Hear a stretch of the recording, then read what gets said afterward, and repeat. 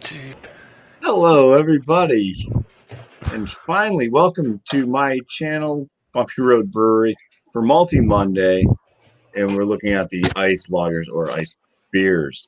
Trying to do a thing where I actually had 10 I could bring up, but something went awry and I could not. Damn rye beers. So, anyways, uh, for my panel tonight, we have Louisiana Beer Reviews, Ontario, we have Miscellaneous Magnets, we have John and Nelly, Brash Metal Homebrew and Barbecue, Whiskey Scout. In the basement, we have Beer Man, Thomas Metal 75. We also have Alex the Beer Master, and John Womack's down there too. I don't know if he's going to end up joining or not, if he's got a nice beer. He does. It looks like Womack will be joining tonight. So, fantastic. Yeah, it was a little bit of a rough start there. It just wouldn't link to the right my right YouTube channel. So anyways, let's just get into saying hello to our chat that's finally here. Cheers, Drunken One. You're first. And Lone Star, good evening to you, sir. Thank you for joining. There was no real BJCP guidelines for an ice beer. So I just looked up the Wikipedia history on it. So this is kind of what it basically says. Ice beer is a beer style in which beer has undergone some degree of fractional freezing during production. These brands generally have higher alcohol content than the typical beer and generally have a low price relative to their alcohol content. The process of icing beer involves lowering the temperature of a batch of beer until ice crystals form. Since ethanol has a much lower freezing point than water. When the ice is removed, the alcohol concentration of the beer increases. The process is known as fractional freezing or freeze distillation. The history on the ice beers, I'm going to skip a bunch because it does go into like icebox and stuff like that. We're just looking into what we're going to be looking at tonight, which is the ice lagers, ice beers. So despite this precedent, the lager Canadian brewer Molson, now part of Molson Coors, claimed to have made the first ice beer in North America when it introduced Canadian Ice in April of 1993. However, Molson's main competitor in Canada, Labatt, now part of the Anheuser-Busch InBev, claimed to have patented the ice beer process earlier when Labatt introduced an ice beer in August of 1993, capturing a 10% market share in Canada. So, Paul, see, you guys started the ice beer. How dare you? They instigated the so-called ice beer wars of the 1990s. Yeah, that's about I can kind of name some of the markets that you're going to find. The Miller, that you're going to be looking at some the Molson products and stuff. So you got Molson Ice, Miller's Ice House brand, and Anheuser-Busch. You got the Bud Ice, you got Natty Ice, Busch Ice, Keystone Ice, and then some other common ones would be Molson's Black Ice, Busch Ice, Old Milwaukee Ice, Brick, Laker Ice, and Labatt Ice. So there we go. That's kind of the little short history on the ice beers. So let's go ahead and jump into this and see what everybody brought. Hey, there's the chat. Everybody's showing up. Oh yeah. So we're first going to start off with Ontario, Louisiana beer reviews. And I'm going to find the big screen. Hello and welcome to everybody all the people that are joining this hangout and also the people watching. I picked one that's a little bit unusual. John and Neely knows what I'm talking about. It's I guess the only draft beer that's ice brewed. It's Bud Ice. It's a packaged draft, so no pasteurization, cold filtered. But there may be others, but they tout it on their website like it's a big deal. 5.5% alcohol, introduced in 1984. 94, I'm sorry. Anheuser was saying 84 on their website a few years ago, and I had to correct them, and they changed it to 94. But that's a true story. The calorie count is low on this beer. It's only like 121 calories, so you get an elevated alcohol, 5.5, but low calories. And it's now in the brown bottle. It's always been sold in the brown 18-ounce bottle, but for some reason all the other bottles were clear. Early 1995 can, serrated can.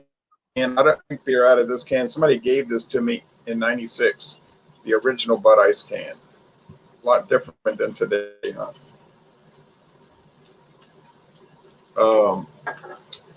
Then when they originally came out, you might remember these clear bottles. Yeah. Like the crinkle mold, try to make it look like ice. I remember that. And then they kept changing the label. No, not Zima. So anyway, now they're all brown. They're being transitioned into brown bottles, not just the 18-ounce bottle, which a lot of people told me they don't get 18-ounce bottles in their area, but we've always gotten these Bud Ice 18-ounce brown bottles, and they used to be shaped like a bowling pin for some reason. It's bubbly, clear. It's not a clean glass because I was drinking beer out of it earlier today. Bud Ice, actually. And then before that, a little bit of MD 2020 dragon fruit. Because sometimes I feel classy, you know, like I say, what can I drink to make me feel classy? And I figured MD 2020 would be a good choice. The aroma here is sort of standard. I mean, it's just lager or yeast, you know, it's like yeasty, bready, bread crust, clean water. I mean, it smells good. I've always liked Bud Ice, and I've been drinking it 24 years off and on. The taste, cheers to you all. Cheers. Cheers. Yeah, it's made with corn and corn syrup and barley malt and barley extract and hops and hop extract. And I guess they want to make it multi-grain. Medium body, kind of dry finish. It's got a little sweetness to it, though. There is a little sweetness in the flavor.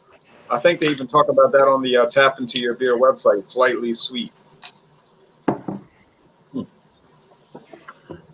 Bitterness? Well, no. Sweetness from the malt and corn products? Yes. Not overly sweet, though. It's got this,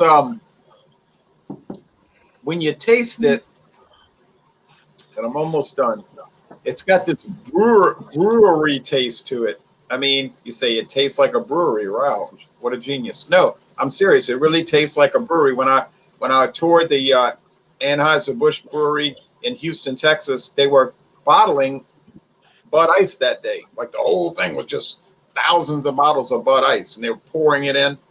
And that smell, that yeast lagered beer smell, it just tastes like that smell. I don't know how to describe it, but it's like you could just smell like some of the beer was spilling on the floor, and it just smelled like yeast and lager beer, and it was really cold in the aging tank room, and then it was like kind of warm in the bottling room. It was really kind of interesting, and this beer is making me think of that. It's not like all the rest of the ice beers. I mean, it's mostly like them, you know what I mean, but it's not quite exactly the same. I like it, and I would give it a high score. I mean, I could drink this beer every day. I wouldn't really get bored with it. I already drank one earlier, and It's just mild, pleasant, easygoing. It used to be really cheap in this town, but the price went up, unfortunately. But I did pay $9.99 for the 12-pack. It was on sale, so I'd rather drink this than Budweiser, I think.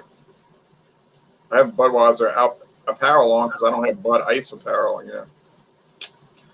Score, probably go about 91. You know, getting into excellent. You could tear it apart and like be real technical and talk about deficits that it has, but I don't think it really does. It's just a regular old after work barbecue on Saturday beer, you know what I mean? Fish fry beer. It's fine to me. So thanks for letting me come on here and talk about Bud Ice. No, thank you very much, Ron. Yeah. Shout out what you want to shout out. Anything else? Oh yeah, I forgot about that part. Well, tomorrow morning at dawn, literally at dawn, Dawn Busters, it's going to be George Dickel Cascade Hollow Bourbon Whiskey versus a very peculiar whiskey called Virginia Black. It won't be much of a challenge, but it'll be fun to do, I guess. Then Wednesday night, we're doing Wild Card Wednesday, which is just bring whatever you want. I think I'm going to bring one of these crazy quilt flavored ales at 9.9% alcohol. So don't blame me for things I might or may not say, you know, after that pint can. But yeah, and that's it. I was going to say Stout Sunday, but that's John's story. But I like to join Stout Sunday. It's a lot of fun on Sunday mornings, of course. So that's it. Awesome. Well, thank you. Y'all thank you for joining once again, Ron. I appreciate it. Cool, Ron. You're welcome. Good night, everybody. And y'all have a good time drinking all this beer and talking about it. Oh, yeah. All right, man. Thanks, Ron. See you Good around. night, Ron. Always We'll see you on Wild Card. All right. You know I'll be commenting later. All right. Cheers. You're gonna hang out, make sure people ain't talking about him. Right. No, I mean comment when I watch the replay later. Oh, okay. Like I'll put. Same thing. I usually put comment. No, because I want to All see right. what beers people are talking about. You better not talk about me. I'll get you.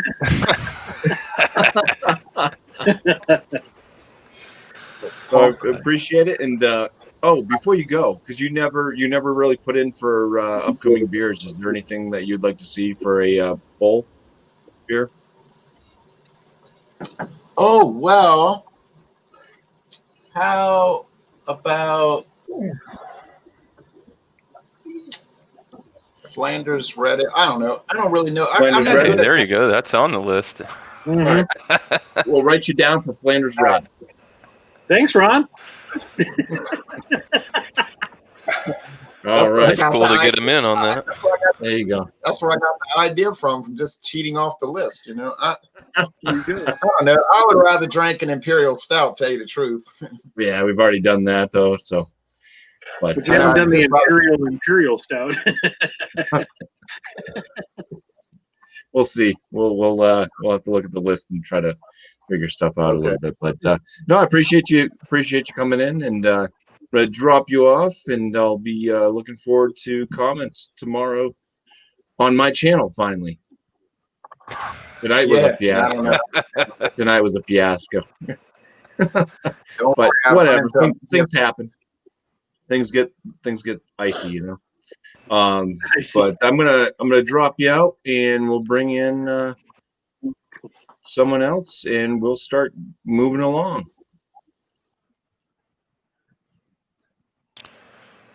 All right. So we're gonna go to miscellaneous magnets next. All right, guys. So what I got today is I've got the Ice House Edge, 8%, big 24-ounce can. So, big glass. think I've had this a couple times before. I never really thought that much about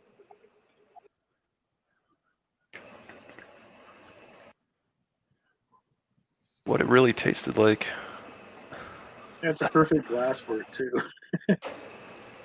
All right. There it is. Lots and lots of bubbles up in there. Crisp white head. Few fingers on there. It's got a nice light golden straw color to it. Let's go for the nose. Yeah, did get my hair cut. Thanks to you.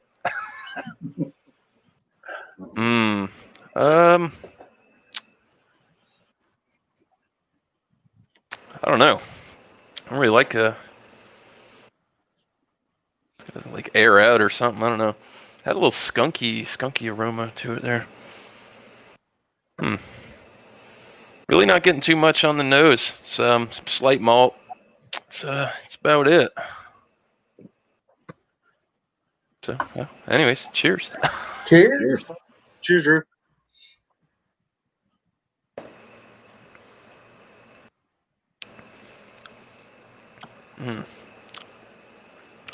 Well, I don't know. Not my favorite. It's kind of not real. It's kind of bland, to be honest with you.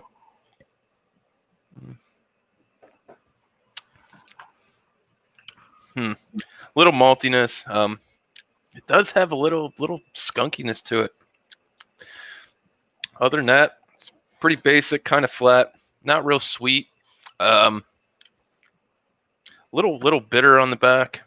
Not like a hop bitter. It's just it's kind of like this. So yeah. Anyways, I guess I'll drink some more of this and come up with a score. Wow. I tried to do this. I asked if I could bring this for the malt liquor one, and BuMpy said no, this does not fall into the category. So I figured I'd bring it for this one. But apparently, I don't know. Yeah. Well, Cheers. think about your score for later. And wow, not too much to it, guys. Cheers. Cheers, man. cheers. Cheers, my man. Thank you very much, Drew. All right. One of those beers. So I'm gonna mix this up a little bit. We're gonna go to John and Nelly, and then I'm gonna go up to Whiskey Scout afterwards, and then to Brian. Yeah, just because the way it kind of shifted when I added folks. So, John and Nelly, are you ready? All right, so I have got Bud Ice as well. So what to say about it that Rontario didn't already say, other than I've got the 40-ounce brown glass bottle here. Let's take a sip out of the bottle, shall we? No went smell, full no on. appearance, Yeah. nothing. Bottle drink. Where's the paper bag? And I poured it in a glass. So I did pour with yeah. like a 2-finger white foamy head, which died down pretty quickly. A couple of bubbles going up the glass. Very sweet on the aroma, malty.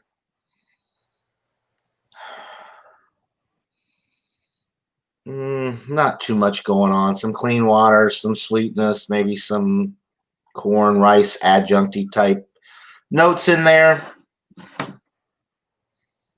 Bud Ice uses corn and rice adjunct.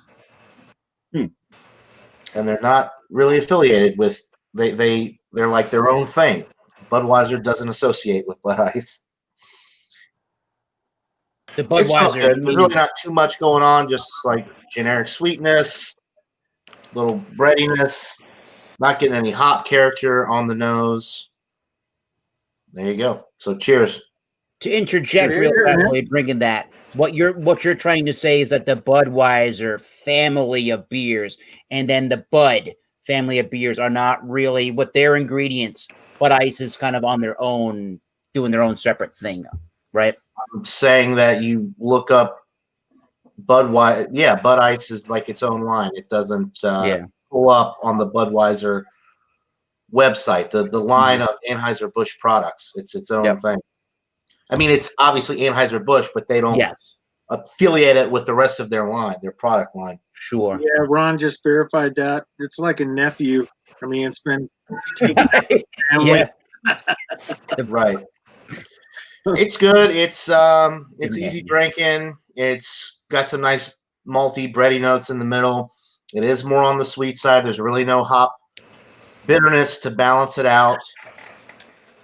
5.5, relatively sessionable. But it's got a lot more flavor than I would, like Ron said, I agree with him. I'd much rather drink Bud Ice than Budweiser. It's got more flavor. It's a little sweeter, which I like. Carbonation's a little on the high side. It's crisp, refreshing, dry finishing. I mean, I don't know what else you're really gonna expect from something like this, but the price is right. It's easy drinking, pretty good stuff. They now are back to the brown bottles for the 40 ounces, which is nice. I can actually buy the brown bottles and the clear bottles, which is pretty cool.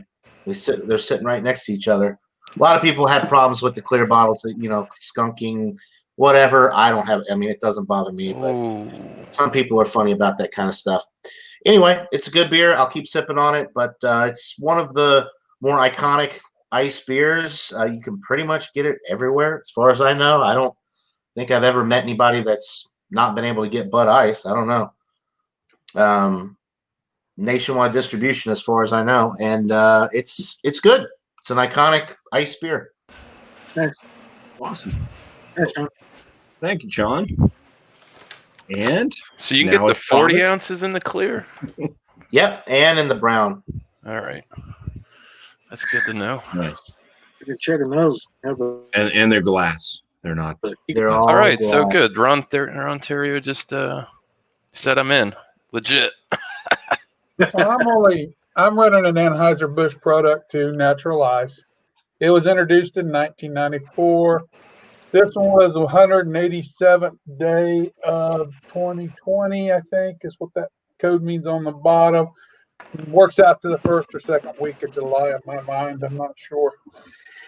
Somewhere in that neighborhood, though. 5.9% alcohol by volume. Like I said, 15 ounces less than Johnny, because I got the big one. Oh, $1.59. Woohoo! And it's been warming for 30 minutes because we played weird YouTube games with StreamYard. Oh, it pours clear. Oh my, that is very carbonated though. Very, very carbonated. Now, like theirs, it's an adjunct, I'm sure, to corn. There is a corn sweetness on this. Well, I do. A little bready and a little, but there is a sweetness even on the nose that comes through, and all the effervescence on the bubbles. Cheers. Cheers, man. Cheers, man. Good cheers. First rate lawnmower beer. No weird taste. Nothing strange. A typical adjunct lager. At 5.9%, it's delivering a little bit more than what it probably used to. The corn sweetness is still there, but there is a malty bready note that's still there too. I really don't get no bitterness off this. Nothing that hop wise that comes through at all.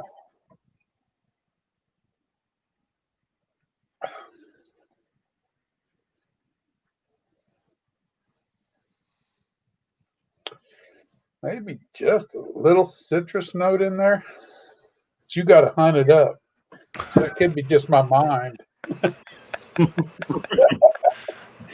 We're going to go with bready multi-corn sweetness, and it's pretty good. I mean, it's very easy drinking beer. It's light. There's hardly any body to it at all. It drinks down like water. And it doesn't taste bad.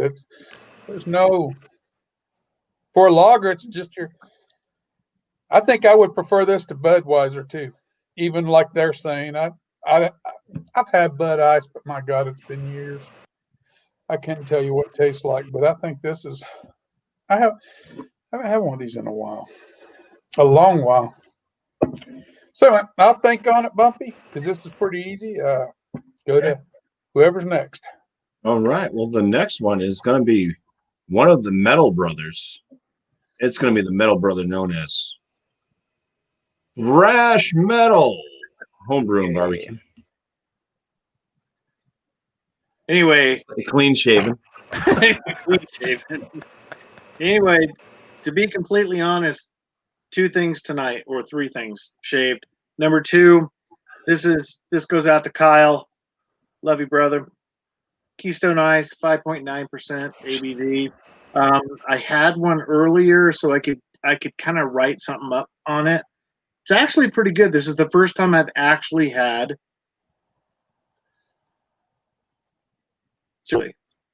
And I'm really finding them interesting because the way the process is, it really brings the flavor out of the beer than a regular beer from like where this comes from. This guy has a drink by date 11/23/2020. So they would get back to the born on date instead of the drink by date. I'd rather this one gold at the 2009 Great American Beer Festival. The beer colors honey golden, barley wheat look, very effervescent. The clarity is brilliant, clear, and crystal. You pour it, it's really nice white head, just like everybody else's. Dissipates very fast, but the effervescence keeps that ring on the top, which is nice. Basic smell notes.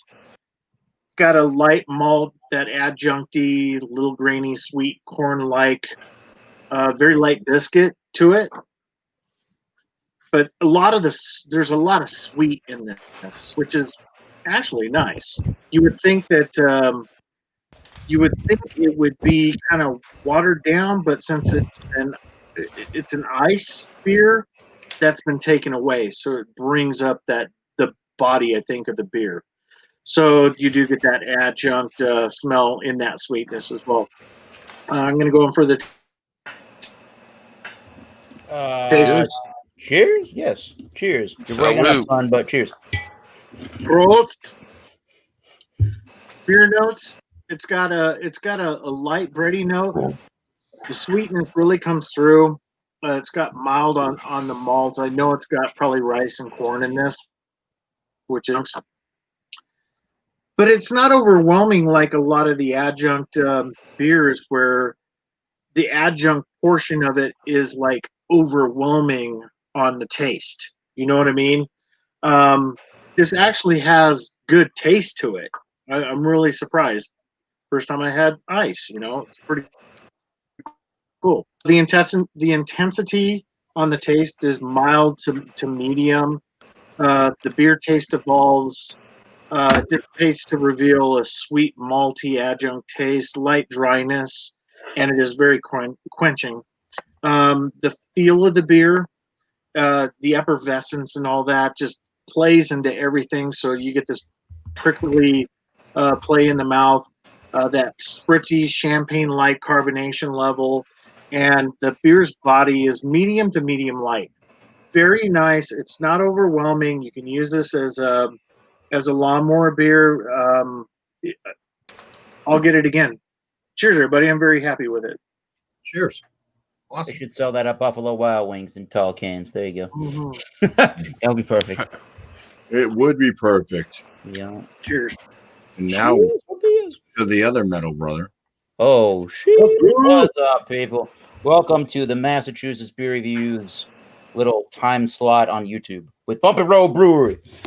All right. Thank you, sir. This is cool. This is great. Alex, the beer master, we're going to be talking about the same beer, so I will try to give him some breathing room on this one. Yes. We are drinking on some Molson Ice, which I believe was a $7.99, I think, 6-pack of this, which is cool. Molson is a Canadian beer brand. However, this is a product of the USA, which makes this a Coors. Molson Coors are a joint venture. This would make this a Golden Colorado brewed beer. There you go. Ale in Texas because of the ABV allowance. It's 5.6%. The 169 calories and 13.9 grams of carbs, 1.2 grams of protein. All that you have in this beer is water, barley malt, yeast, corn syrup, which is probably your dextrose, the brewer syrup, and hop extract. A smooth, full-body taste, premium ice beer. This came out in 1993, I believe. And according to some information from our good buddy Jay Terrio, Louisiana Beer Reviews, this came out a little bit before the Ice House beer did in the United States. So that's kind of cool and interesting stuff. Now, if you look at this beer if you look at this style of beer at the World Beer Cup, they used to judge the beer under the American Specialty Lager category. And I'm noticing more recently, they're judging ice beers under the cream ale category. So that's kind of interesting. Yeah, it's somewhere between a cream ale and more like a malt liquor in its taste, typically our American adjuncts. But this is the one that I go to all the time for the ice beer. It is clear golden colored. It's a little more lemony yellow on my end, but it is golden colored with the really white, bright head and excellent, moderate looking carbonation to it. So yeah, in the smell, you are getting that ice beer adjunct, kind of grainy, upfront amount of sweetness. There is some of that dextrose that's coming out, that corn syrup, the brewer syrup, definitely comes out in the beer. I'm getting a really good pale maltiness, really good white bready malt underneath that, and some grassiness. I think the malts are coming out more pronounced than in Molson Canadian or even a Budweiser. So feels in the nose like a heftier lager beer from the North American continent. Cheers, Molson Ice. Cheers.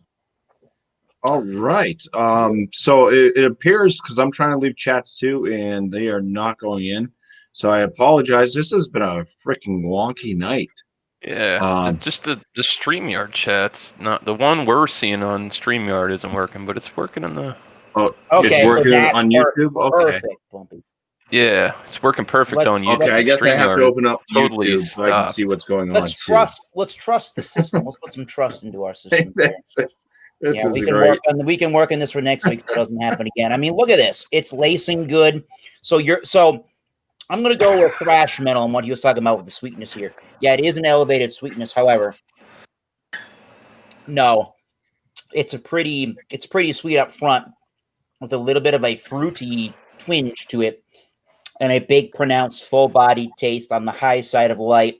But then that sweetness kind of dries off. It literally dries off. It finishes it pretty quickly. You're getting a little bit more of the 5.6 than you normally would from a standard adjunct lager beer. I think this has more heft, more malt, more flavor. Again, it dries, but you're left with a undiscernible kind of like a fruity type sweetness. The adjuncts and the malts the adjuncts and some of the grainy notes don't really last that long of time. So the last time I did this on my beer review channel was on Thomas Metal 75 was about 5 years ago. I gave it a C+, but then I gave it as a beer overall. But then for the style, I gave it an A range. We're coming back around to everybody, but I'm probably going to stick to those ratings. This is a great adjunct lager, even considering PBR and Coors and Molson and those kind of beers. I think this stands up to all of those products. Cheers to Bumpy Road. Thanks for having me. Cheers. Yeah, I don't know what's going on. With creamed corn. That's it. Creamed corn, people. So StreamYard is weird. Hopefully this is actually recording onto YouTube. Yeah, no. StreamYard. We are live. That's for sure. StreamYard's being weird, but we're working on YouTube just fine. We're good. All right. So I can't bring anybody's chat up, but yeah, cheers to the chat. Thank you guys. You can keep going. chat with each other. Read you. We read you loud and clear. I can't. That's not coming through on StreamYard for some reason. We got you, sirs. But we're going to remove some easy folks night, right now man. to bring up some from the basement. So miscellaneous, John and Thrash. I'll throw him down because he's Okay. also up. So we'll bring you guys back up for your scores. Cool. It's time for Alex, the beer master. Beer man. William. Welcome our new guests. We have Alex, the beer master. We have Beer Man, and we have William Kepley. So welcome to the panel, guys. Welcome. And let's go ahead, throw this on over to Alex, the beer master. It's going to be a Molson Ice versus Molson Ice. Yes. I love this beer. Molson Ice. I've had a couple last night so far. Beer's been good so far. I believe, according to Eric, I think he said 1993 this beer was made. Yes, sir. I think. And Ice beer craze of the 90s. And I think it was, I don't remember what year. I don't remember what, I think this is American beer. I think this is American beer. It is a product of the USA, the Molson Ice, brewed in Colorado. Yeah, but also, I thought this Red Leaf was supposed to be based off of Canada. Yeah, so it's a Canadian-owned company. Molson Coors is the brewery. We make it here with Coors. I don't even think they get, I actually don't believe they get this beer in Canada, to be completely honest. I mean, because there is a Molson Canada beer. I don't know if there's a Molson Ice Canada, but there is a Molson Canada beer somewhere. Yes, sir. You got that right. I'm looking forward to actually trying that one day. Good information. Yeah. They also make a Molson Triple X, which is more of a American style malt liquor. I'll have to check that out with you then, Eric. Maybe we could do a thing with it. So I'm looking forward to trying this now. Yeah. I've already tried it. It's very delicious already. So let's shall we put this in a glass? Yeah, why not? Because I love the smell of the sweetness once you open it up. I love it. Yeah, it's nice. It's nice to aerate the beers a little bit. All right, here we go. Like the glass. Massachusetts. Oh, yeah. Ooh. Yeah. That's a 3-finger head. Very nice and frothy. Nice and clear and nice and bubbly. Nice and carbonated. That's what you want. Carbonated. Oh, yeah. Very super carbonated. I'm thinking this is probably very fresh.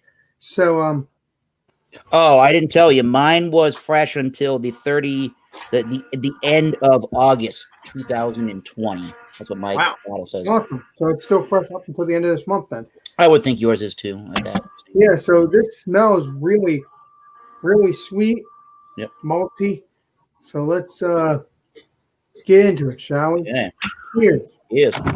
Let me know if you get any like fruity kind of sweetness. I think there's something like that in there.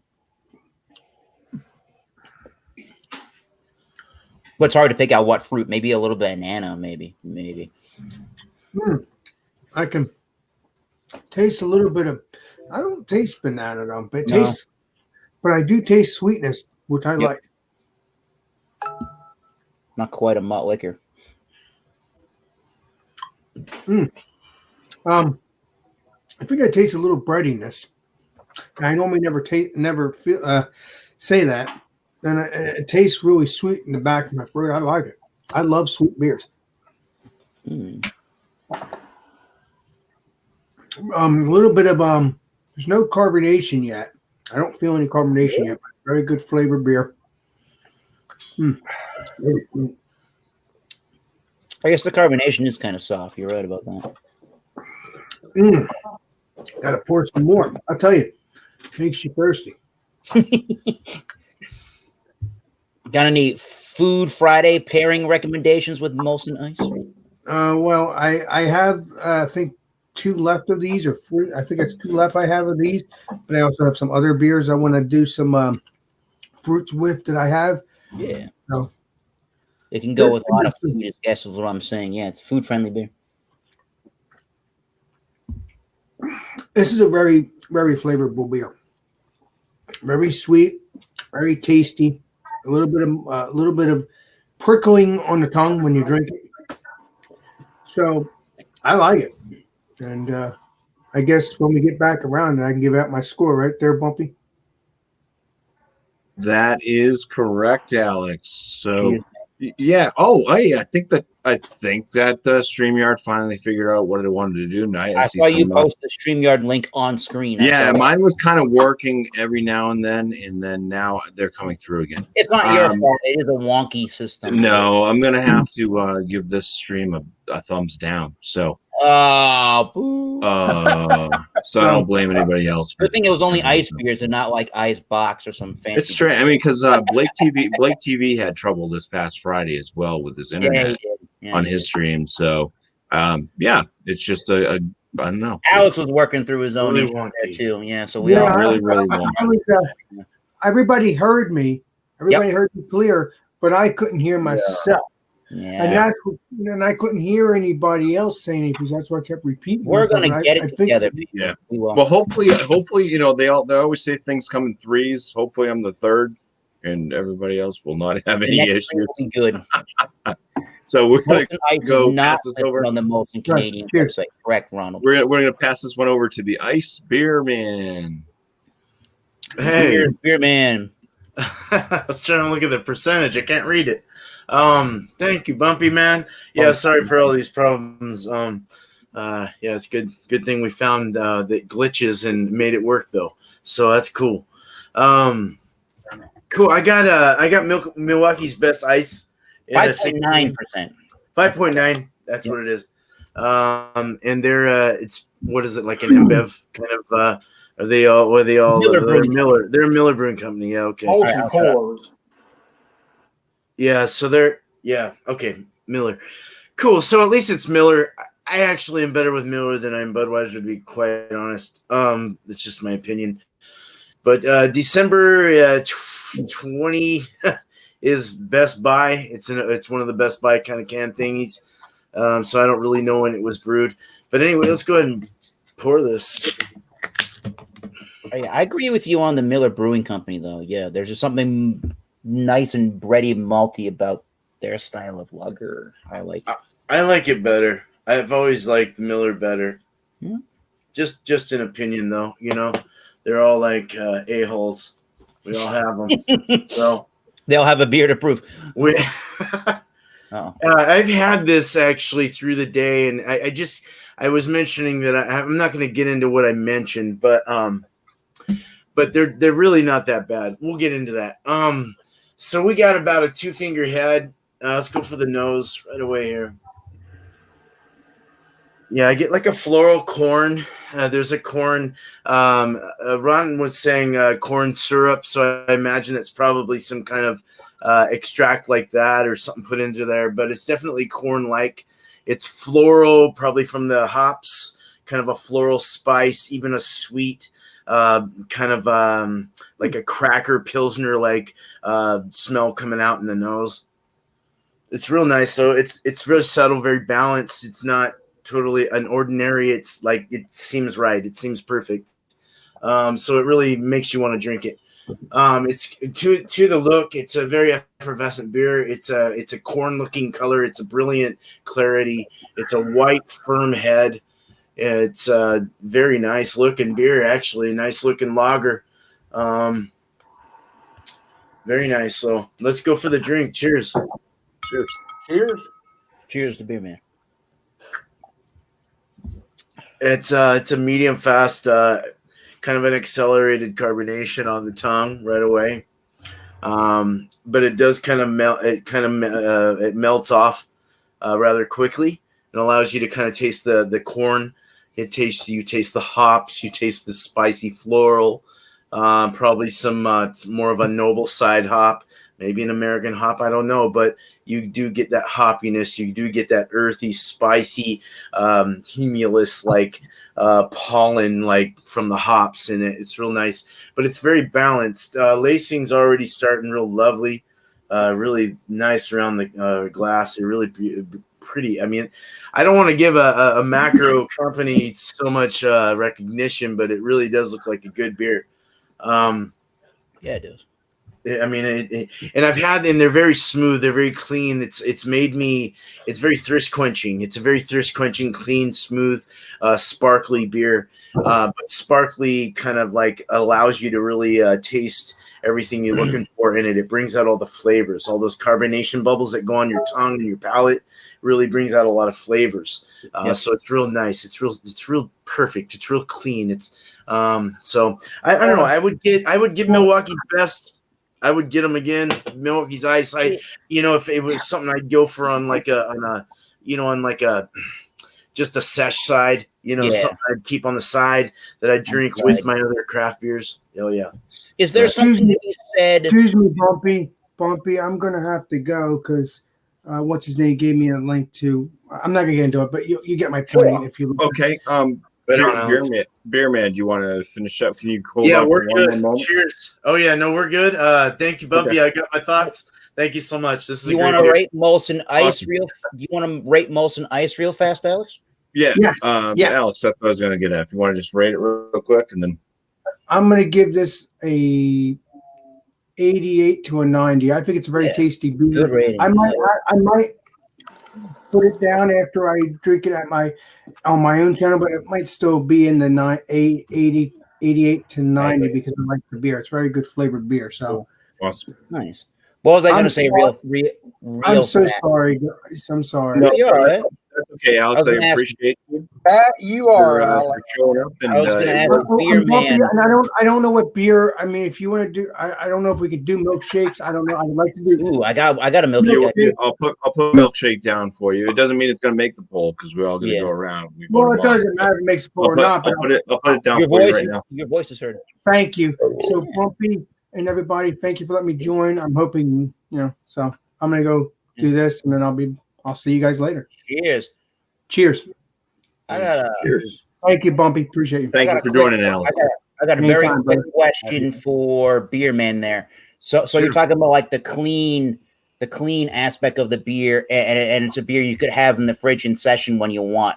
So, and I've heard occasionally from some brewers, not like they're envious, but they appreciate the ingenuity that beers like we're drinking have, because you got to be so consistent with your brewing techniques, and you got to make sure there's no off brewing flavor, and you got to do it at a very high level. Do you think that there's something to that as a brewer, even if maybe this isn't the kind of beer style you like, but is there something to how consistent and well brewed you have to do these style of beers?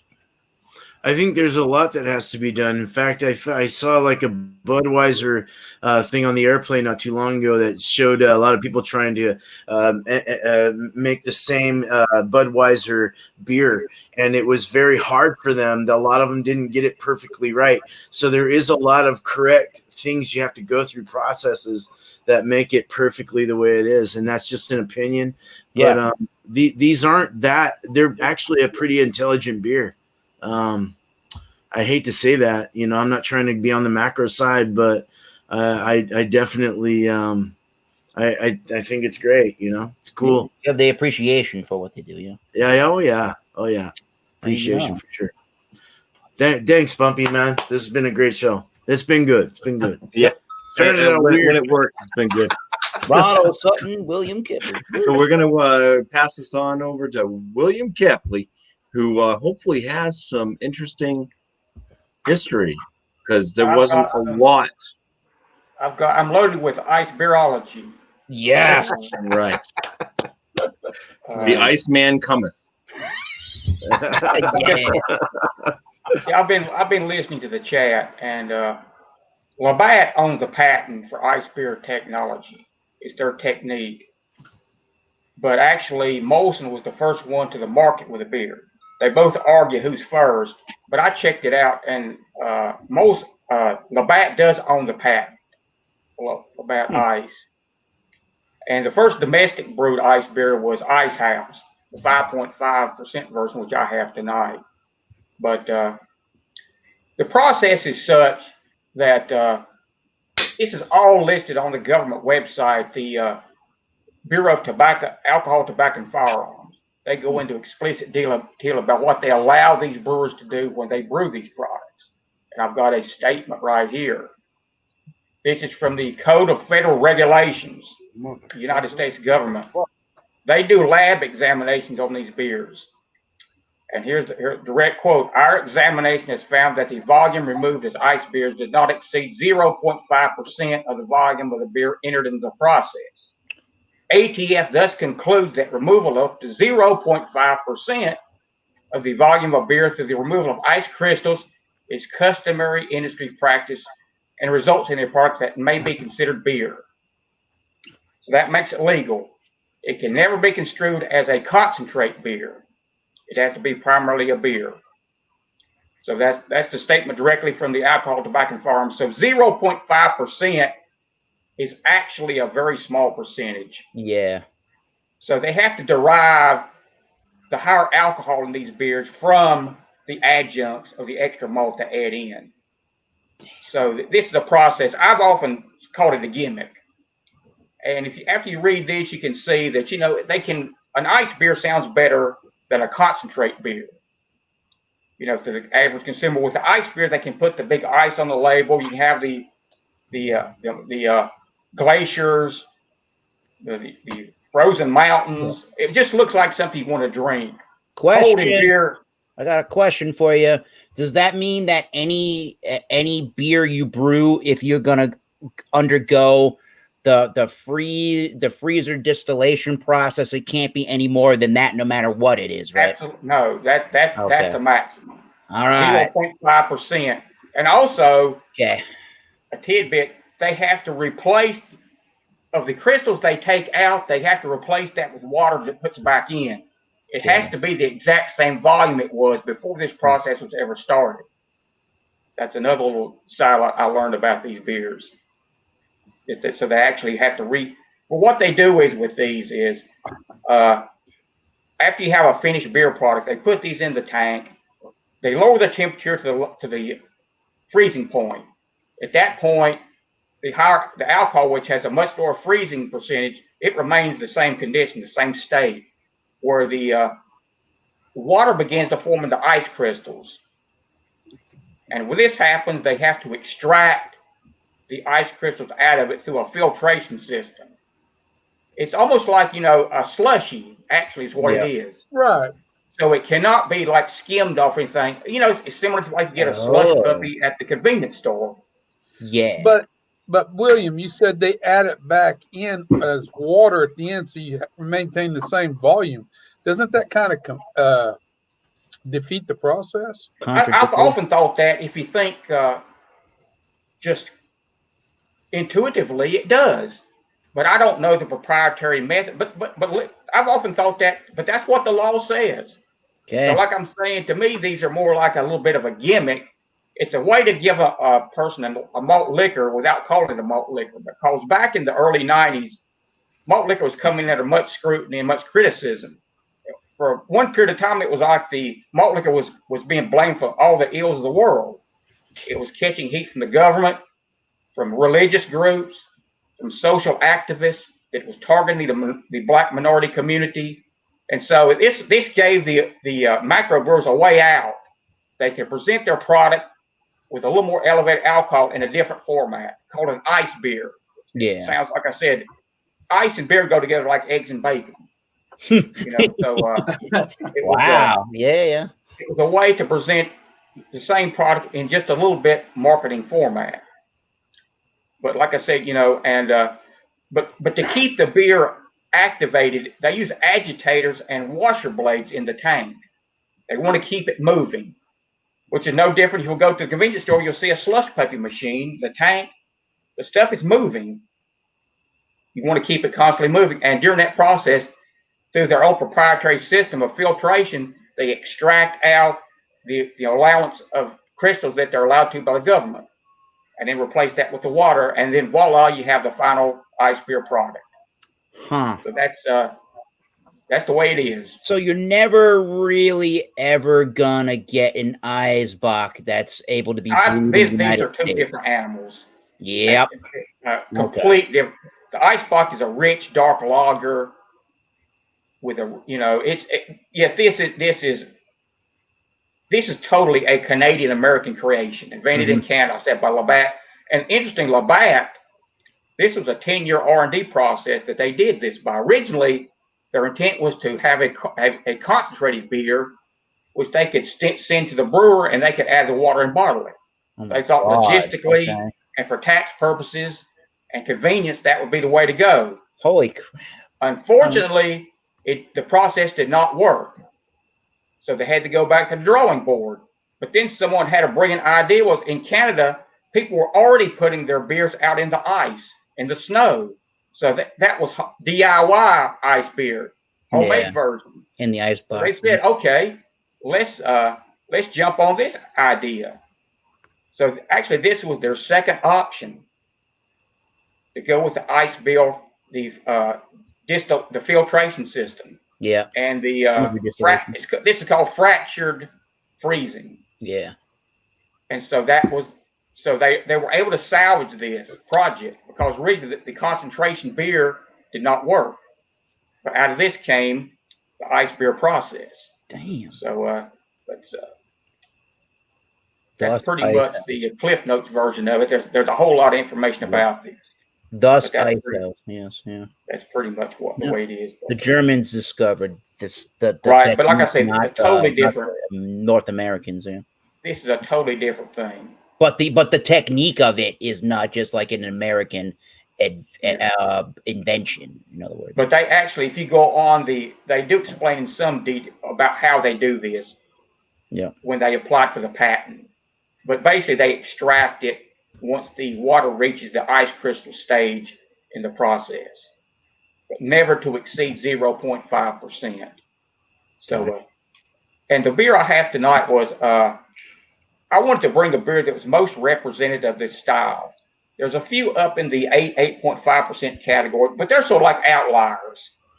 You know, the 5.5 to 6%, which is sort of a substrate family of the American adjunct lagers. These are the ones that majority of people drink.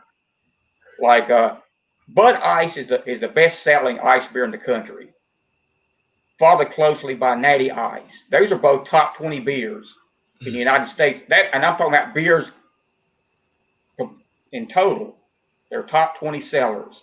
The beer I have is the Ice House 5.5% version, which is 153 calories. And it was the first stateside domestically brewed ice beer. And it's in just outside the top 20 in total sales. So these are the beers that people go to. And when we think of an ice beer, these are the ones that come to mind first. So I've got right here beside me, I have a Mickey's Ice, an ice brewed ale, but very few people can get it. I've never seen that. That's awesome. It's a 5.8% ice brewed ale. But like I said, very few people can get it. I may taste it a little bit later. But I want to bring something that was readily available and best represented the style. So I'll grab my Ice House and have a go at it.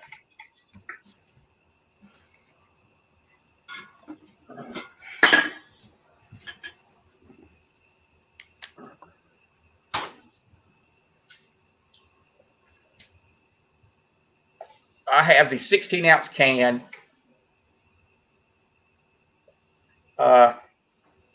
Freshness date November 23rd, so it's well within the freshness.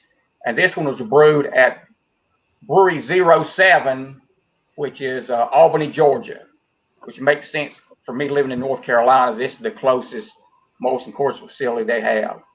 So, and on the can here, you'll see the Plank Road Brewery, and it says 1855, which the founder of the Miller Brewery, Frederick Miller, he purchased this Plank Road Brewery back in 1855, which started the company. And they want in the early 90s, when this beer was introduced, microbreweries were starting to get popular. So Miller wanted to sort of get in with the crowd, so to speak. So they said, okay, let's create an in-company secondary division, which they call the Plank Road Brewery. So they resurrected this name. And coincidentally, the Red Dog was also brewed by the quote-unquote Plank Road Brewery, which is a brewery in name only. It's just like an intellectual property. No actual difference from the beers that were all the other beers that came off the Miller Brewery production lines. But this gave it a little bit more of like a cachet by saying Plank Road Brewery rather than the Miller Brewing Company. But it's the same thing. It's just a technical difference. So I'll pop this one. I always like this sound here.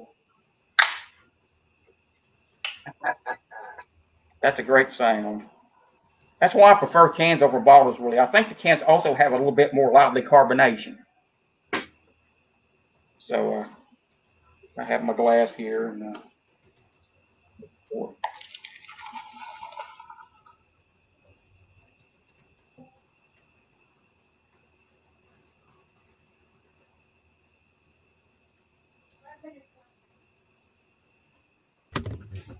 nice pour. That's a good. Yeah, I got this one right. My hands are sometimes an issue, but the Lord is helping me pour this one tonight. Thou drink. I've got some a nice middle finger, index finger head, some active streaming bubbles, a nice golden appearance, not actually straw, almost bordering on a not an amber, but heading that direction, but a very, very active stream of bubbles. And on the nose,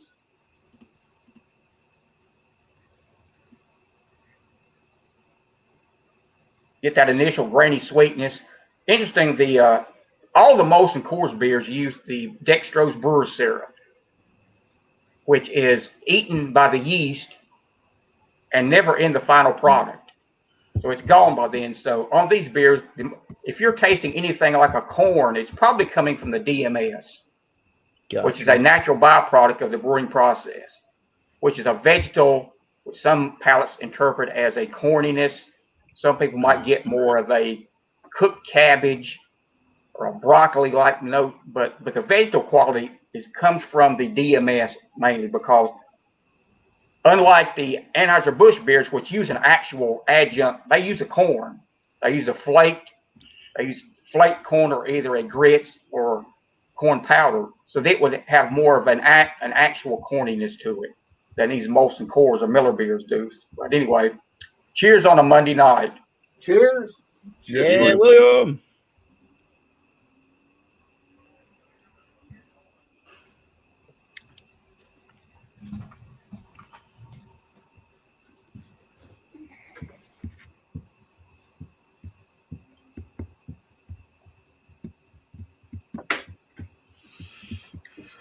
You know, these ice beers remind me of baseball. You got a 2-0 fastball. It's going to come right down the middle of the plate. You got to stay in the count. There's nothing fancy about these, but for just a standard American adjunct lager with just a little more alcohol punch, a little more flavor, I think this is fine. This malt sweetness comes through, just a tad of earthy hoppiness, a little like a grassy note. It's not the sharp bitter. The bitterness derived from a beer like this is the hop extract that they use, which is specifically for bittering hops. But this has more, for style, these are low, very low to minimal hop presence.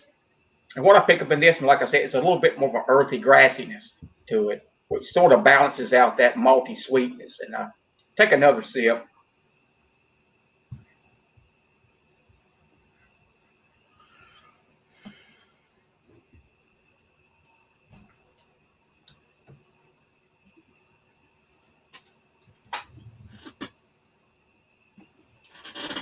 Very, very thirst quenching. Crisp, clean, refreshing. Like I say, for a standard American adjunct lager with just a little bit more punch, I think it's fine. Got some nice, typically Miller beers have good lacing, and you can see the swirly lacing on this. So that they seem to do very well in the lacing department. And but I'm enjoying this. It is what it is, and I think it tastes pretty damn good. So I'll turn it back over to the panel, and I'll give my rating. I'll give my rating at the end. Thanks for having me, BuMpy. No, thanks for joining. Well, appreciate you. Very informative from William Kipley. 2:17 a.m. for Clint Brook. Thank you for joining up and watching this. Paul Middlefrew is like totally intrigued because, you know, I don't think that he realized that Canadians created this style. Nope. We thought it was an American thing, yes. Go ahead and bring up Ronald Sutton. I think he's getting eaten alive by mosquitoes right now. I would be right now if I was outside my deck. Yeah. Hams makes an ice. No, it's not. It's a nice evening here in Student Junction, Ohio. There it is. Look, there it is. Ice. I'm drinking the original, man. This is like the Pilsner Urquell, so to speak, of the beers. style, yeah. Yeah, I mean, it was the original. You know, the guy, they spent 10 years perfecting this beverage, and they got a patent on it. I'd like to know what the guy, what's he get a royalty? You know, 1.5 cents a can or something? Jesus Christ, he's got to be a billionaire. After a few billion cans, that adds up. Some kind of royalty, you know? 2 billion cans adds up, right? Yeah. Yeah. Well, yeah, they do. But, you know, it's a good beverage. You know, it's nothing to get excited about. It's not one of my favorite types of beers, you know, styles of beers. But it's a good product. You know, I don't like Molson's. I don't like that Ice House. They got a bite to them that I just don't care for. Yeah. This is good. And you know where it's made? It's made in Rochester, New York by Genesee.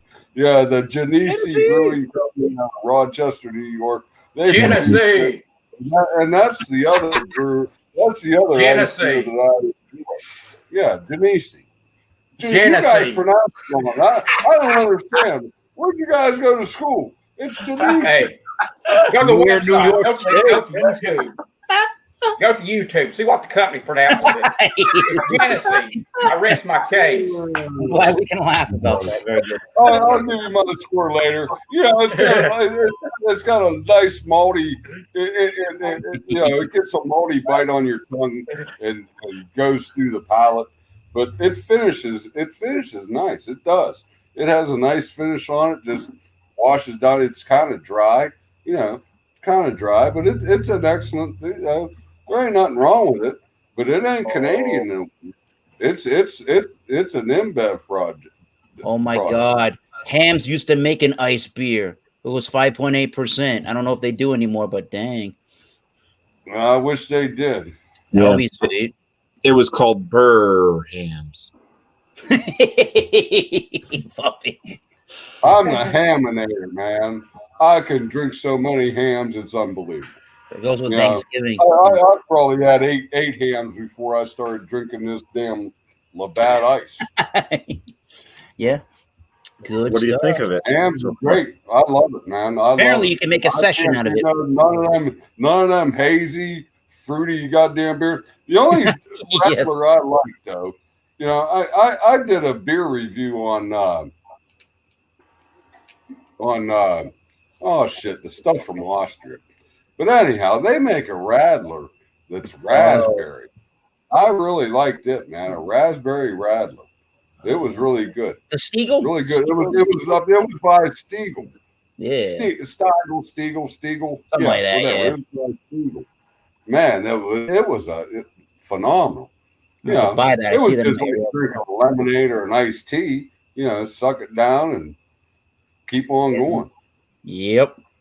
It was good. It was an excellent product. Sweet. But yeah, I don't get into them stuff, especially grapefruit beers, man. Them grapefruit beers and them hazy shits, them juicy things. Yummy. Yeah. I was going to say yummy, but each their own. Here's the Labatt Ice. You know, it's a great product. You know, there's nothing wrong with it. It was the first one, like I say, the Pilsner Urquell of ice beers. Labatt Ice. Here's to you. Cheers. Nice, Ron. All right. Nice. So we're gonna go to me now. Yeah. And we'll go around afterwards. We'll get all the scores. So be thinking about a score for that one, Ron. I will. I already got it. I scored it before. You got I it. know Okay, what it cool. is. So we'll come Yep, back cool. around to you, and guess what? Yep. Time for BuMpy. Oh, he's got the same beer. Labatt Ice, Is it 5.6%. But here's what else I got: Labatt Blue, 4.7%. So let's go ahead and pour what I have left of the Labatt Blue. Oh, We'll get a little look at that. Look at this guy over there. Very, very straw colored, very clear. Almost, kind of resembles water a little bit. Slight sweetness to it in the aromas. A little bit of a corny action going on.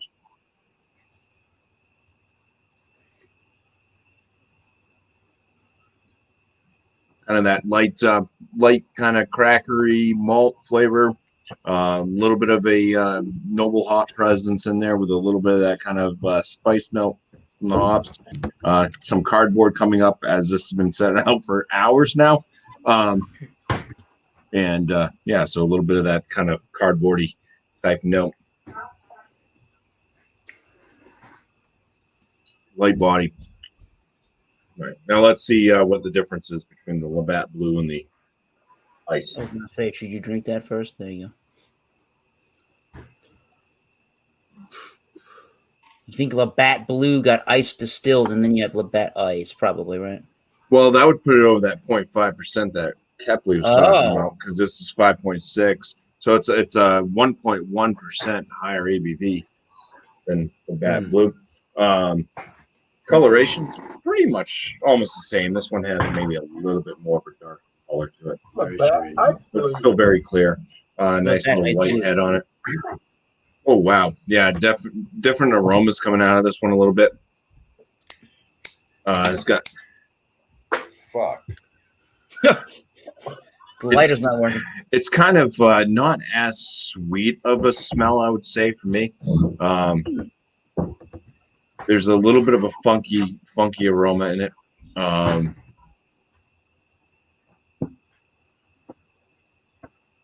can't really put my nose on it, let's say.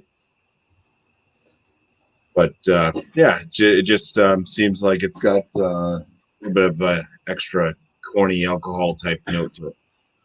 All right, the first on this one. Cheers. Cheers to BuMpy. Cheers. Canadian style ice beers. Yummy.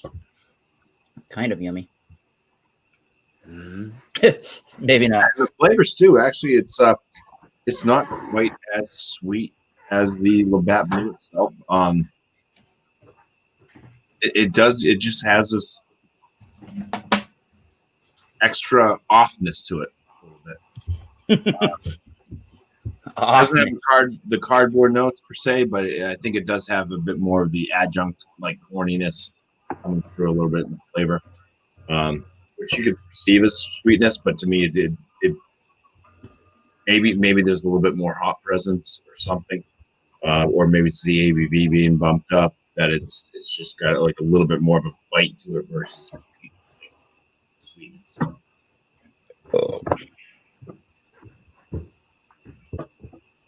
Light body, decent amount of carbonation. I'd still say it's kind of in the medium realm, but busy enough, easy to drink. All right, so what I'm going to do, we're going to go back to the full screen now, and let's bring up some of our old folks first. So some of the newcomers I'm going to drop out to bring you guys up to give your scores afterwards. So as we give our scores, guys, if you want to shout anything out, whatever's going on in your channel, what's going on in your life, if you feel comfortable sharing that.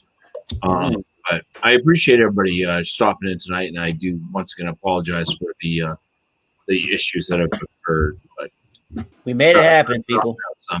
So I got 3 people kind of waiting, maybe. Hopefully they're still there. They may have fallen asleep or gone to another stream. Take me out. And was it Thomas or Bearman? Who did I You can take me out if you want. We'll bring it back in anyways. It doesn't matter. All right. So Thrash, if you're there, you're in. Miscellaneous and John and Ellie. Yanni boy. So let's just go across the top right now. We'll start with the Whiskey Scout. Go to Beer Man, All right. and Ellie, Miscellaneous, and Thrash. If you can make it back. It doesn't really change throughout the palate, throughout warming up. It might get a little bit less palatable as it gets really too warm. Overall, it's very good beer. I enjoy the beer a lot. Actually, I think if I was to buy my next 12 pack, I think this would be what I would consider. In all honesty, I'm going to give it a 94 and the ice beer category. In the ice beer category, 94 in the ice beer category. Yeah, very nice. Because it's very palatable, very drinkable, very sessionable. There's nothing off about it. I enjoy it. It's not complex. It is what it is. Yeah. Anything else? Nah, I screwed up on editing my video for Kings County Bourbon, so we're going to have to redo that one. So. I can tell you're very disappointed. Could be. Yes, I kind of am. You put a lot of work. You make videos. You kind of put a little bit of work into it, and then when it comes out, it's all blurry. You're like, what the hell? Yeah. SOB. All right. So be looking forward to the second edition of the first video of the King's what? It's Kings County Bourbon. It's made in New York. It's not even a straight bourbon whiskey. It's just a bourbon whiskey, but I really like it. For me, I mean, it's kind of pricey, but it's really good for what it is. Nice. Hope you have a crown to put on when you do that video. You master. I guess I need to go visit Burger King. Hey, they're free. You just walk in and take them off the counter. They're not letting anybody in Burger King's here. Oh, wow. Drive through only. Okay. What you can drop me if you. All right. Well, okay. We'll drop out whiskey and then beer man. If you want to go, sure. Go ahead and start beer info. Yeah. Sweet floral corn, fresh cooked corn on the cob is kind of what I got. Needs to be drinking cold for sure. A good thirst quenching beer though, easy to drink. Apple flavors came out as it got warmer, but it was pretty flavorful overall. Out of 100, I would give it an 88. So not bad for its style and everything else. So yeah, not bad. Okay. Cheers. Nothing to share for you. Oh yes, yes. Beer and cheese on Tuesday at 5 o'clock. 5 o'clock Pacific time, 8 o'clock Eastern, and then of course I'm doing a ESB on my recipe for Wednesday. So at the same time, 5 o'clock, 8 o'clock, and actually 3 o'clock Pacific. So 3, 4, 5, 6. 3 Eastern. Pacific. Nice. All right. Cheers. And you said ESB this time. ESB. Yeah. I remember the poll. I remember the poll that you created for me where you called it an ESP. Yeah. Extra special pills. English something in your mind. Yeah, no, it's extra special bitter. Extra small middle free. All right. Basically an English pale ale. So yeah. But that's what that is. Extra special pale ale. Awesome. Thank you. Thank you. Thanks everybody for joining tonight. It's been a freaking night. We made it happen, folks. So thrash metal. So I let it set a little bit. Oof. No. This one isn't bad when it warms up a little bit. It actually is not bad. It's not like a regular adjunct lager where if you let it set, you get these like I don't know. William Kepley helped me out. DMS or things come out of the beer when they warm up because it's all chemical related. So I'm actually really happy with this one. It wasn't bad at all. I had some food with it. Actually went very well with like chicken turkey burgers and some brats and some potato salad and stuff. Nothing wrong with it. And I did not have an issue with this. It's not a high rating beer with me. It's a new one. I'll have to try other ice beers, but this one's going to get an 85 out of 100. Thrash. Mhm. I did a written review of that on Beer Advocate a couple years ago, and I said Keystone Ice might be the ice beer for people that don't like ice beers. Okay, I thought it was well, really really good. out then. And they only use, being a Miller product, Molson Coors, they only use the brewer syrup. So Okay. it's eaten up by the yeast. So it's not in the final product. So like Okay. if you're getting something like a fruity or a corny note, like it's probably from the DMS. Okay, yeah. The vegetable part. Yeah. But they use just the brewer syrup, nothing else. Where the AB InBev products, which I've always thought were a little more adjunct in their taste, they use 3 adjuncts, like John's, Bud Ice. They use a corn, either the flaked maize, or either corn grits. They also use the brewer syrup, and they use rice. Yeah. So and malt is the 4th ingredient, which to me is a little bit of a red flag. With all the Molson Coors beers, malt is they bring that for water. So that's why I tend to prefer the Molson Coors Miller beers over the AB InBev. That's just my personal preference. Well, what's really cool about being on BuMpY's, the Malty Mondays that BuMpY's hosting is that there's been a couple beers that I've never really gotten into. And after knowing the knowledge about it and getting into those beers, it kind of makes you want to go research it a little bit more and to enjoy them a little bit more. And not only one style of that, or not one not that makes it, but trying out different companies of that style of beer and see what they got out there. But me, I've always been sold on the German stuff. I lived in Germany for 2 years in the 80s, and I just love that. That's what made me start homebrewing. And I'm enjoying this. Thank you, BuMpY, for having me, man. There's an old saying: the more you know, the more you don't know. Right. And so it's always a process. And I enjoy reading about these beers and stuff. And that, to me, that's part of the experience. Some people, they just drink but don't think much about it. But I like to, Well, brewing on my front is going after a beer, doing the research on it, figuring out the different aspects of the beer, and trying to make a recipe that makes it work for the brewing process for the DIYer, the amateur beer maker. So far I've been pretty lucky. I mean, I'm glad you like the Keystone Ice. Is phenomenal, and I love your knowledge. Thank you, William. I appreciate it. I'm glad you like the Keystone Ice because I like it too. I think it's miscellaneous is thinking. And that one, I pick up a little bit of that banana note that's in the Coors. Just a little touch of that, but was not. And BuMpY, you had the Labatt Ice, right? You did. You had Labatt Ice, BuMpY, right? Yes. Labatt Ice in the United States is distributed by the FIFCO, which is a North American Brewery Agency, because the government split up AB InBev. In the upper New York, they wouldn't allow them to own both Labatt and Budweiser, the 2 largest selling adjunct lagers. So they made them split it up. So that's the reason that Labatt Ice is brewed in Rochester.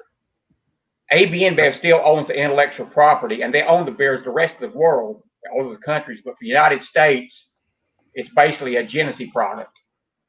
There you go. That's how you say it. I don't mind Genesee Cream Ale. That's a very cheap beer that, it's good for what it is.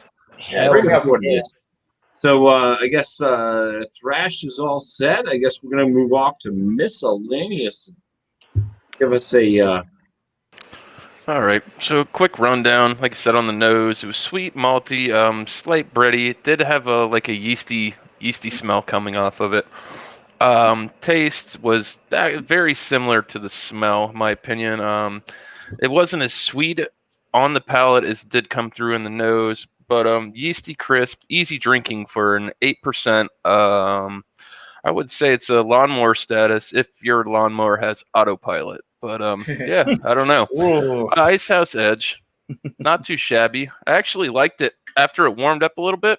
I thought the drinkability was a lot better, to be honest with you. It went down a little bit smoother than the initial right cold right out of the can. So I don't know. For style wise, I'll score it at a 90. Wasn't the greatest, but I mean it is what it is. Not bad. But I'd buy it again. Absolutely. If I was in a pinch or was on the ride home from somewhere, had to make a little trip or whatever, makes a nice little roadie. So not too shabby. Nice. The Edge. Okay. And then Wednesdays, go check out Beer Chugs, man. What's the ABV? That's about it. Alex, Food Fridays. Apparently, it's fruit this Friday. So Bring your banana beer. Yeah, I guess Berliner fruit Weisses Fridays. and fruit. Yeah, Cheers, guys. Thanks for having me, Bumpy. Yeah, So, Bumpy, I forgot to kind of shout out my channel. oh yeah.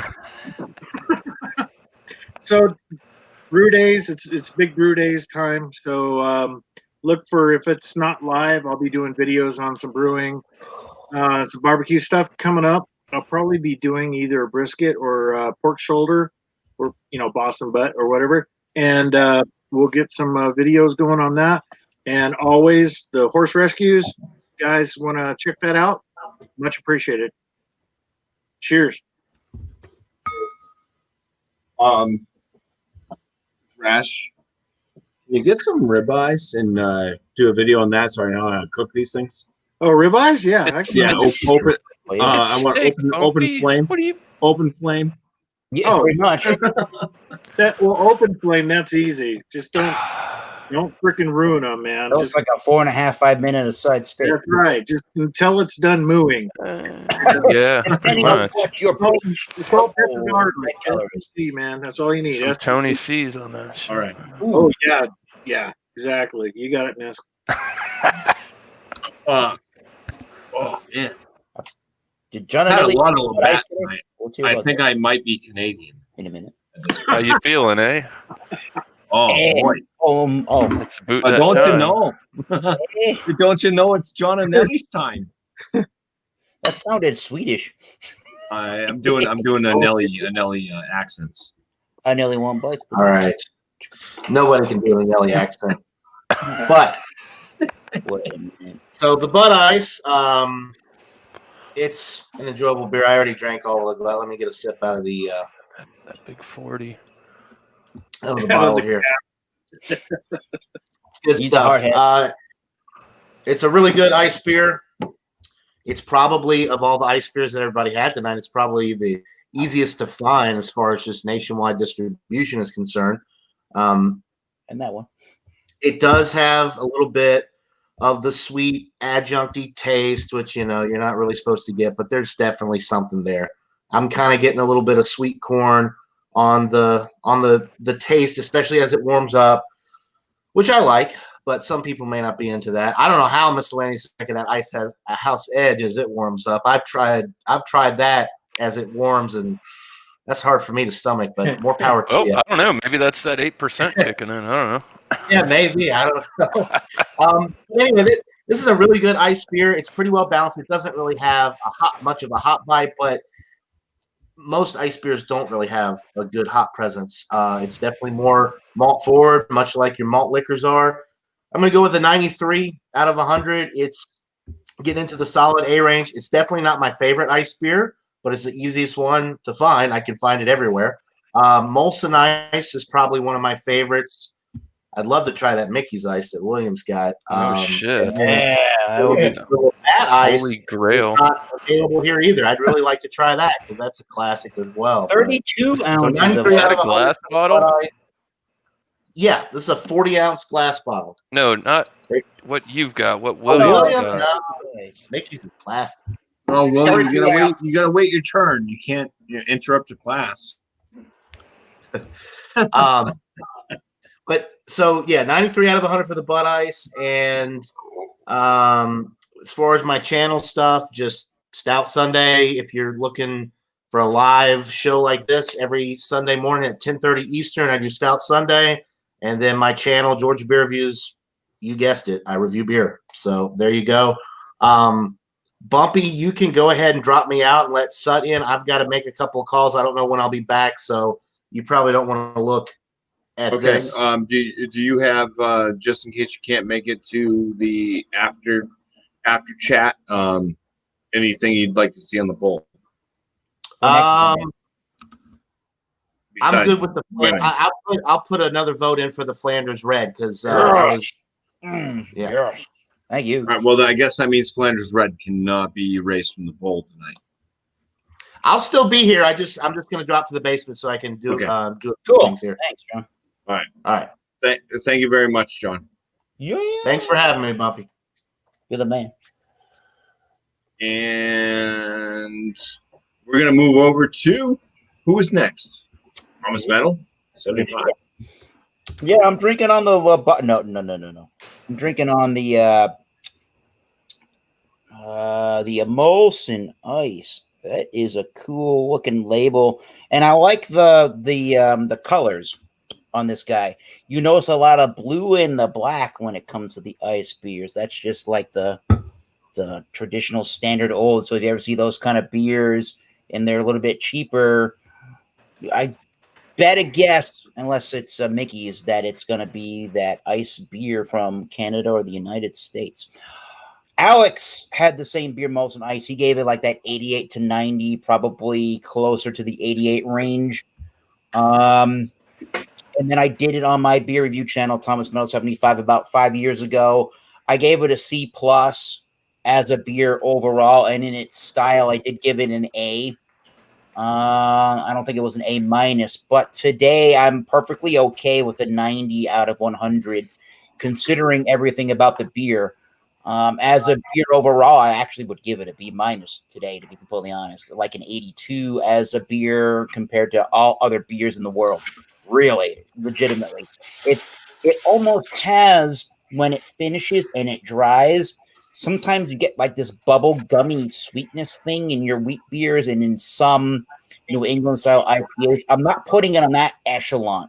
However, there's a little bit of the sweetness that's reminding me of that. I don't know if it's some of the adjuncts or the grains, or it could be the kind of a yeast that they're using that's doing a really cool, innovative, maybe that's not the word, but it's kind of innovative, at least in my taste, but how it's coming out in an ice brewed beer and an American adjunct lager beer. It's got a lot of flavor and character to it. And at 7 or whatever, 99, you're criminally insane to not at least try this thing once. I really do think in the grand scheme of every kind of American adjunct lager and the other Molsons and Labatt beers, you're hard pressed to find almost a better beer with better flavor in that style than Molson Ice 90. Well, you were talking about the bubblegum flavors and like the you taste in wheat beers. It's like a Hefeweizen type of. It's probably a strain of yeast that they have. Yeast strains in there. You're right, Thrash. They use a proprietary strain of yeast. Molson Ice says Molson Ice is an award-winning brew solely fermented with Molson's prize lager yeast and then ice fermented just before being bottled. So I don't know what their prize lager yeast is, but it's surprisingly, pun intended, a great match in that beer. Yeah. Do you get kind of a banana in there, maybe a little bit? Yeah. Right. Yeah, it's along the lines of as it dries, you get that flavor. Hefeweizen of some sort. So bubblegum here, banana at the end of the sip. Cool. Yeah, you said that. I'm like, Beam and banana. Definitely, yeah. No mistake. Warmer, more banana. Way more banana warm. I thought Ron Terrier said you weren't supposed to bring Keystone Ice because it's an ice ale. Keystone Ice Edge. Or no, wait a minute. No. Ice House. Yeah, the Ice House Edge. I didn't review that. I'm just drinking that, man. Yeah. The Ice House Edge. I don't know. Whatever. I think maybe it's my channel. Yeah, it's said maybe legally it can't be considered an ice beer in America. I just when I did the whole ice lager thing, what I wanted to do was skew anybody from bringing it like an ice doppelbock, being like, "Oh, I brought an ice beer." You know what I mean, I wanted to keep it to these American, Canadian ice brews. Yeah, that ice box from Germany. Thomas, did you get shout outs? Stuff going on? No, so good going. Thomas Metal 75, that is the channel. I host the Massachusetts beer reviews. I think I'm still at a lonely 288 subscribers because I put no effort into this channel, which is sad. We need to do, come on, people, let's do it. Subscribe to this channel. I'm here on Mondays. If I want some cheese and I got a good beer, I'll go to Beer Man on Tuesdays. Wednesdays, double feature, Wildcard Wednesday. That was the concept that I came up with, to have anybody that wants any kind of a beer just bring one and we'll talk about it. And then afterwards is 9 o'clock Eastern Standard Time, 6 o'clock Pacific is What the ABV with our good buddy Beer Chugs. Occasionally, if I got the food, I will go to Food Fridays with Alex. Otherwise, thank you for having me BuMpy on a Monday. I appreciate everybody that's been able to make it. It's been once again a pretty fucked up night. I'll just say it from the get go. BuMpy, I want to give my score and I'll be done. I'll give my score and I'll be done. Well, yeah. What do you want to go? I give it an 87, and you're 87. Going head to head. What do you give yours? Yeah, what do you give yours? Well, I'm gonna give mine last, but it's not an 87. I'll tell you that.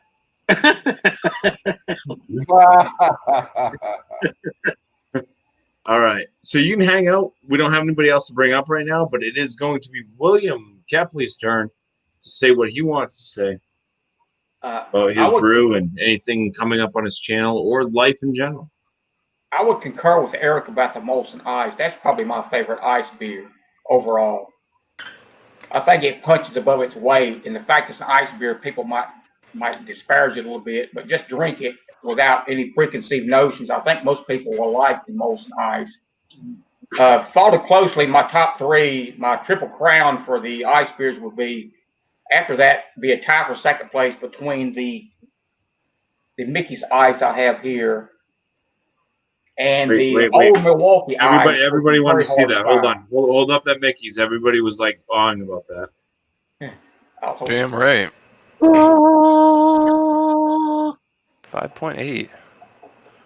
32 ounce? 32 ounce shatterproof.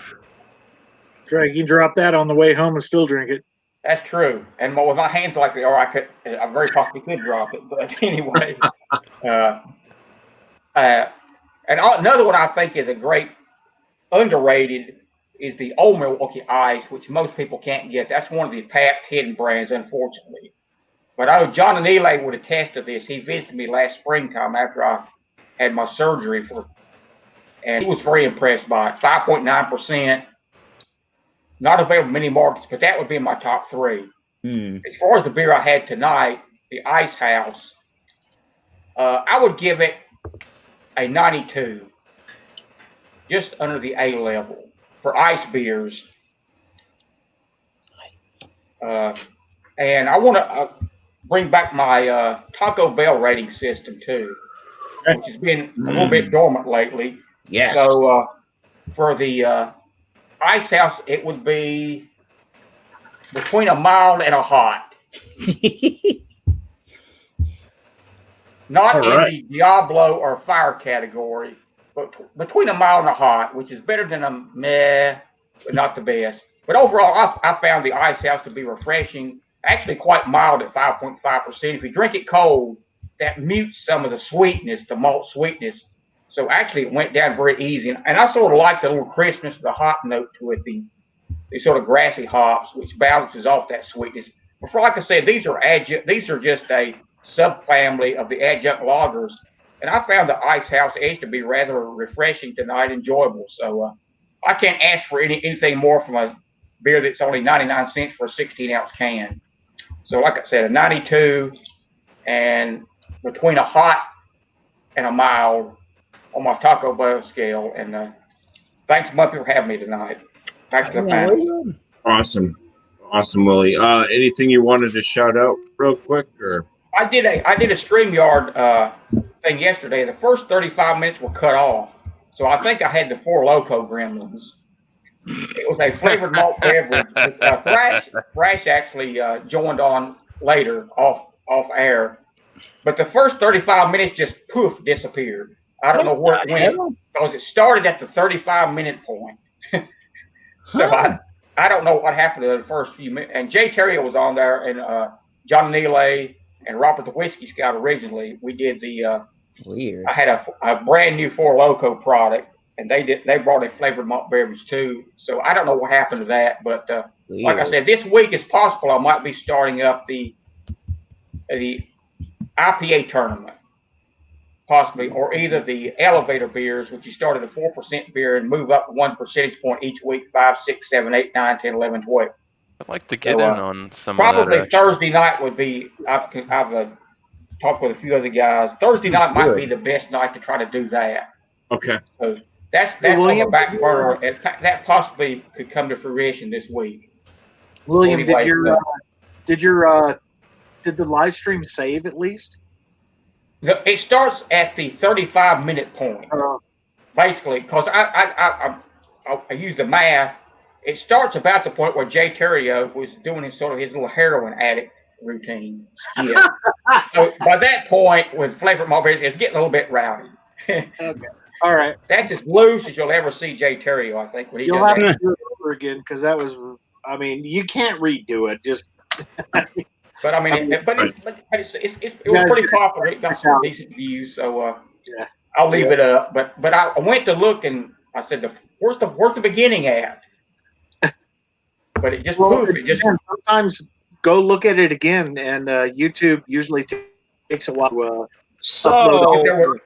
But there were no glitches as far as the audio video. It's just that first. It's sort of like the Nixon case. Yeah. So bumpy road. We're realizing there's a lot of StreamYard mishaps going around from us. Oh wow! As soon as they started having a pay thing, right? But anyway, they screwed up something within that time. But yeah, I'll be looking forward to those upcoming events on your channel. I appreciate BuMpy. I appreciate your input when we had the American Adjunct Lager Tournament, which Pat won 3-0 in the final round. Yeah, and I'd like to get something started up that would be like a weekly series again, which I did before. And I think Thursday is a good night. I was trying to. That's my most free night because that's when there's I definitely want you on board for that, and those are two I really got now. Either the beer elevator, or either the IPA India Pale Ale tournament. Yep. And it's possible. Paris the thought we could actually do an ice beer tournament sometime.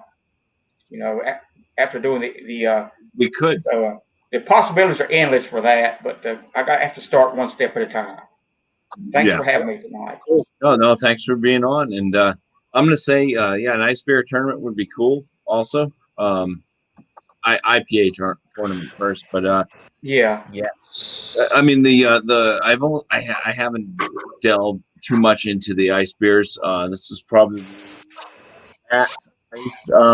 may have been maybe usually don't rock your second or third ice when you beer drink I've ever had. Back when I was 16, I just got my license. It's over a friend's house, and we did score some Molson ice off of his father before driving to the beach. That was the best ice beer I've ever had, and the best memories. Also, after drinking an ice beer, I have a confession to make. Okay. My vote was the one that triggered that for ice beers was the one that deciding vote. I was the last one to vote. Had I voted for the Flanders red, it would have been a tie. Oh, wow. I would have chosen Flanders red. Right. I noticed on your poll, you don't. I noticed on your BuMpy, man, poll, you know where to get a hold of me. Let me know when we're doing the poll at and stuff. All right, brother? Right. Yeah. Well, I'm about to say all that stuff, but BuMpy, on the Flanders. Hopefully, I see some of you guys over there too. I'm gonna get up off of here for just a quick second. Cheers, lads. Certainly. We'll see you in a little bit. Beer Man's still hanging out. He's grabbing his nose hairs right now, so he's still Oh, alive. in the basement. Okay. Yeah, so we'll probably do something on Beer Man's channel because he can hold more people. Yeah, the so 10, we can create. Peace, love, mean it, man. Never hold his beer Get though. your swerve on. Yeah. Ice beers. But yeah, I'm just gonna. Oh, go ahead, William. Go ahead. On the poll, you don't list the votes, but you list the percentage. But I did the math, and it was 8-7 when I voted in favor of ice beers. But had I voted for the Flanders, it would have been 8-8 tie. The other two had 3 votes each. And I thought it was early in the day on Wednesday. I said, well, heck, other people will vote. But actually, mine turned out to be the last vote, so that was the deciding one. So you can blame me for the ice beers. I'll take it. I typically get around anywhere from I'm going to say around 18 to 22 votes. Yeah, well, mine was the 22nd and final vote. It lasted through the whole day on Wednesday, and that night vote pushed the ice beers ahead for good. So yeah. But anyway, had a good time. Cool. No, I appreciate everybody for being here. The ice beer, the Labatt Ice, I'm going to give this an 84. Out of 100, which is going to put it as an average, kind of mid-range average. It didn't have like I said, I compared it to the Labatt Blue, which you think it's going to be higher ABV, it's going to be better flavors and stuff, and it didn't. It had otter, like not otter like the animal, but otter flavors. Weirder. There you go. Things, it just kind of came. It wasn't very pleasing compared to the Labatt Blue, which the Labatt Blue is a typical adjunct lager. It's not that great, anyways, but still as a style, that would be a bit higher up on the scale there. At least I'd probably put that as a good, probably in the 89 to 88 range for the Labatt Blue. But the Labatt Ice, I'm going to give an 84 to. It just didn't do it for me for the flavors. So that's that. Anyways, I want to appreciate everybody. This has been a very long night, long stream. So I want to say thank you to my panel for joining in, everybody that's joined in tonight. I want to say thank you to the chat joining in, especially for showing up because it was a late start. I had a couple starts I tried earlier on trying to get 10 panel members in. Something went wrong and it was going to a sub channel of mine, which is not my real channel. I just created a channel thinking it was a channel, but it wasn't the channel. It did all this stupid email crap anyways. So we're going to go create a poll. There's going to be a poll posted. Look for it in the various Hangout groups that we are all in. Everybody in the chat should pretty much find it, except for Ron. Not in the chat, in the panel. I'm also going to post that poll in the description of this video. So when it's posted, you can go. You don't have to watch the damn video over again. It's a very long one. Just click on it, go to the description, and the poll will be right there. You can vote for the next upcoming Malty Monday beer. There's going to be 4 different beers in the poll, in which we're going to go create right now. Malty Mondays are on Monday night, 8 p.m. Eastern Time, and they're on my channel right here, Bumpy Road Brewery. So I appreciate everybody for showing up tonight and hanging out and just dealing with this long ass feed. So appreciate you all. Cheers, and here's to the next one on the empty glass. Let's vote for an